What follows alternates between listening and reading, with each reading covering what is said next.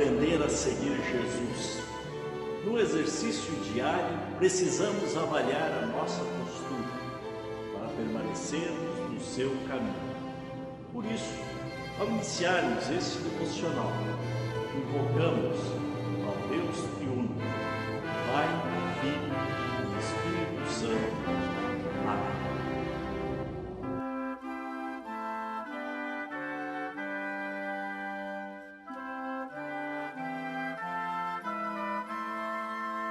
A leitura do Santo Evangelho para o 13º domingo após Pentecoste, lemos em Mateus capítulo 16, os versículos 21 até 28. Jesus fala da sua morte e da sua ressurreição. Daí em diante, Jesus começou a dizer claramente aos seus discípulos: eu preciso ir para Jerusalém. E ali os líderes judeus, os chefes dos sacerdotes e os mestres da lei farão com que eu sofra muito. Eu serei morto e no terceiro dia serei ressuscitado. Então Pedro o levou para um lado e começou a repreendê-lo, dizendo: que Deus não permita. Isso nunca vai acontecer com o Senhor. Jesus virou-se e disse a Pedro: saia da minha frente, Satanás. Você é como uma pedra no meu caminho para fazer com que eu tropece, pois está pensando como um ser humano pensa e não como Deus pensa. E Jesus disse aos seus discípulos: se alguém quer ser meu seguidor, esqueça os seus próprios interesses. Esteja pronto para morrer como eu vou morrer e me acompanhe. Pois quem põe os seus próprios interesses em primeiro lugar, nunca terá a vida verdadeira. O que adianta alguém ganhar o mundo inteiro, mas perder a vida verdadeira? Pois não há nada que poderá pagar para ter de volta essa vida. Pois o Filho do Homem virá na glória do seu Pai, com os seus anjos, e então recompensará cada um de acordo com o que fez. Eu afirmo a vocês que isto é verdade. Estão aqui algumas pessoas que não morrerão antes de verem o Filho do Homem vir como rei.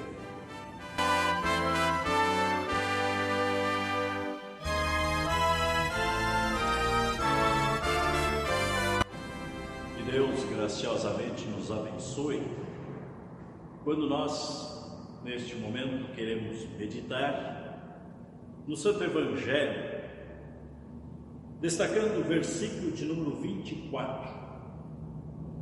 Jesus disse aos seus discípulos: se alguém quer vir após mim, a si mesmo se negue, tome a sua cruz e me siga.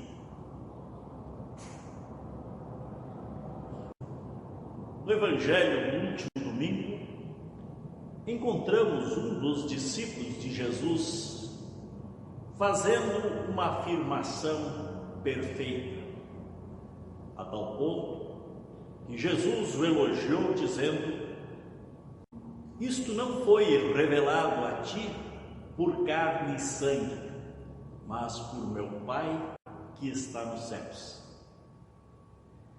Esta semana, este mesmo discípulo, em resposta às palavras de Jesus, faz outra afirmação.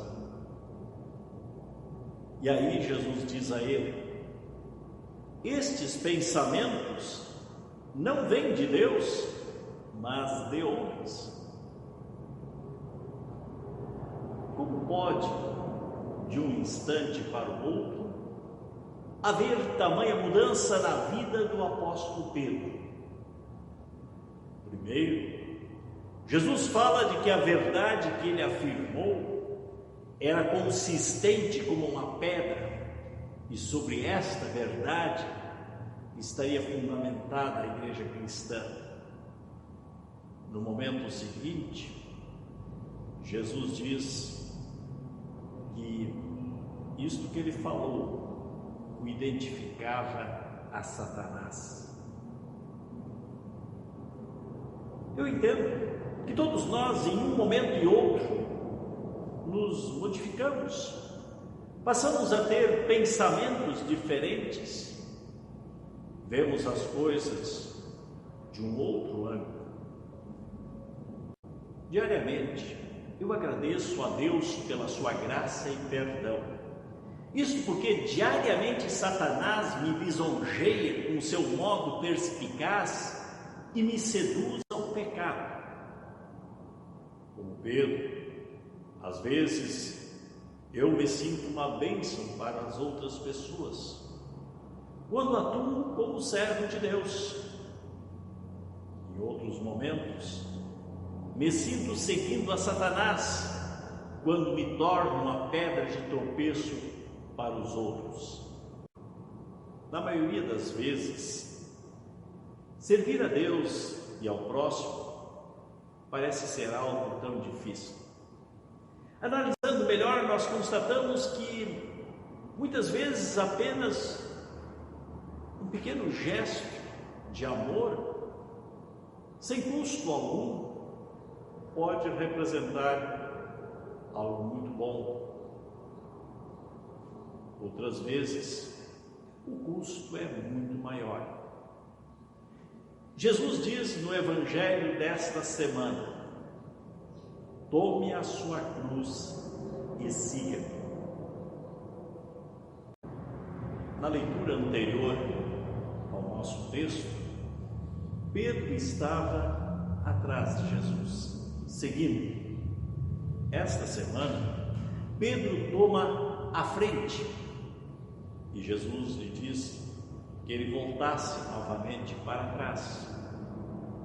Quando nós estamos seguindo Jesus, nós somos rochas sobre as quais ele constrói a sua igreja. Quando nós nos mudamos para a frente dele, nós estamos no caminho como pedras de tropeço para nós mesmos e para os outros que nos vêm seguindo atrás. Eu posso imaginar que a resposta natural de Pedro para a acusação de Jesus, de que ele estava pensando como um ser humano, provavelmente tenha sido: bem, Jesus, mas o que tu esperas de mim? O que tu querias que eu fizesse? Eu sou um humano e logicamente penso como os humanos. Nossa humanidade é que nos tenta a passar à frente, de maneira muito sutil e frequentemente de maneira irreconhecível. Dá-se grande ênfase às pessoas que pensam positivamente, que se condicionem a ser vencedoras. Podemos notar isso muito bem nos esportes. O entusiasmo da torcida faz com que os jogadores, os atletas, se esforcem muito mais e produzam melhores resultados. Normalmente, não há nada de errado em alguém querer ser o número 1 em competições esportivas, nos negócios, na escola e em muitas outras coisas. Mas sempre está errado quando nós procuramos ser o número 1 na igreja. Na igreja, Cristo é o número 1 e não pode haver exceções. Cabe-nos dar toda a glória a Cristo e não buscarmos isto para nós mesmos. Nós não podemos segui-lo tomando a dianteira. Esta conversa com Pedro começou quando Jesus disse claramente que ele teria que ir a Jerusalém, teria que sofrer muitas coisas nas mãos dos anciãos, dos principais sacerdotes e professores da lei, e que ele deveria ser morto e que no terceiro dia ele voltaria a viver. Pedro já sabia disso. Tanto é que ele fez a afirmação que Cristo é o Filho de Deus. E os israelitas, tementes a Deus, confiavam em suas promessas que falavam do Messias e do seu padecimento e morte e gloriosa ressurreição. Logo, sendo Cristo este Messias, ele teria que passar por tudo isso. Pedro pensativamente levou Jesus para um lado e conversou com Jesus sobre isso. Nessa atitude até nós precisamos elogiar a Pedro. Ele não ficou falando pelas costas, em segredo, mas ele se dirigiu diretamente a Jesus, pediu para ter uma palavra com ele e então ele apresentou a Jesus os seus pensamentos. Mas o que ele tinha para falar, na verdade, estava buscando a sua própria glória e não a glória de Deus. Era um pensamento genuinamente humano e não um pensamento de Deus. Ele disse para Jesus: tem compaixão de ti, isso de modo algum te acontecerá.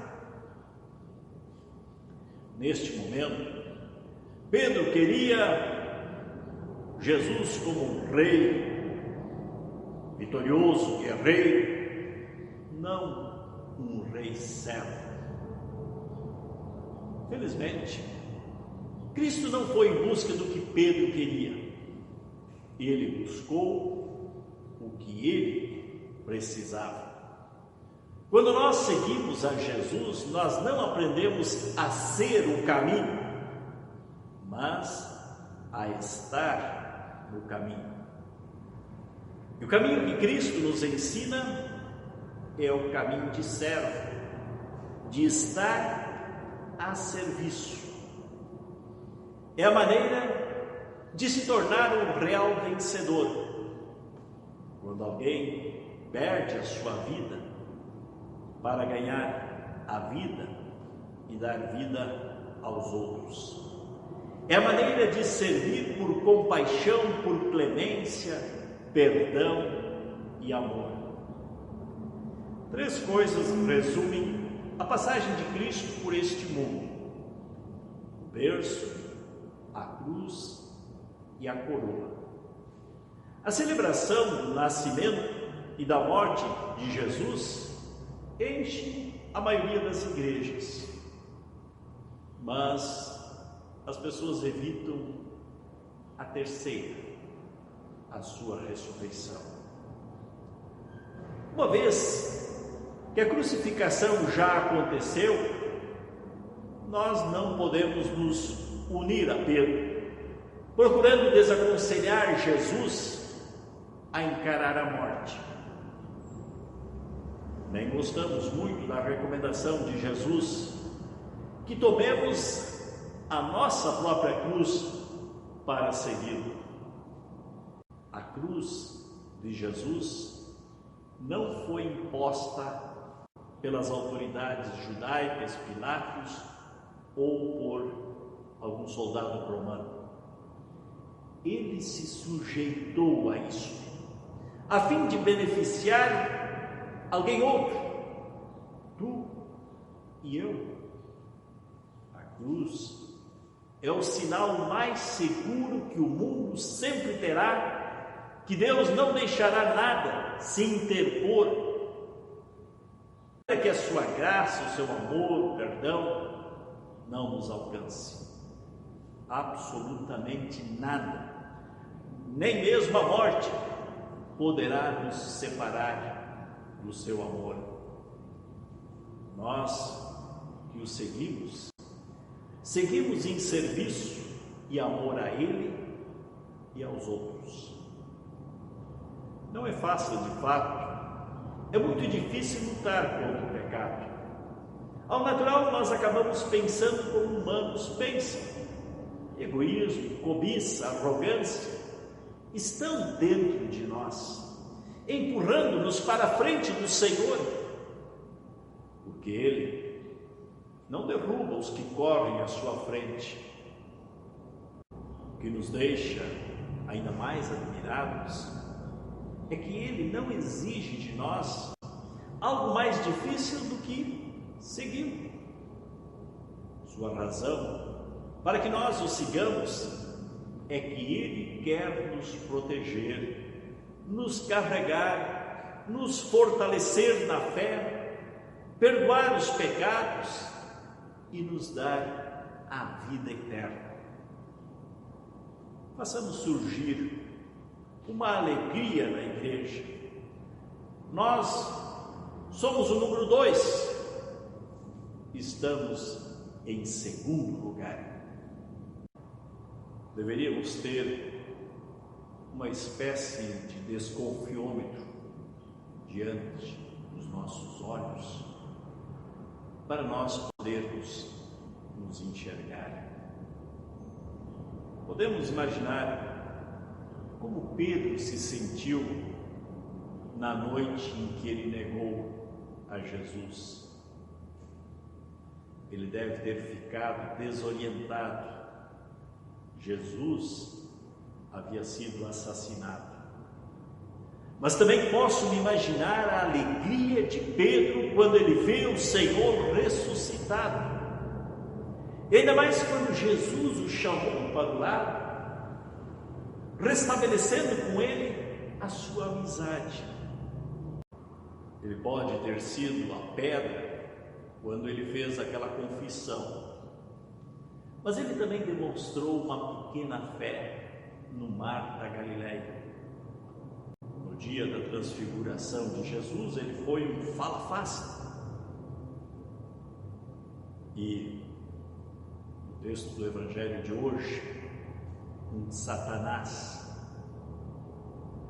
No pátio do julgamento, lá ele foi um covarde.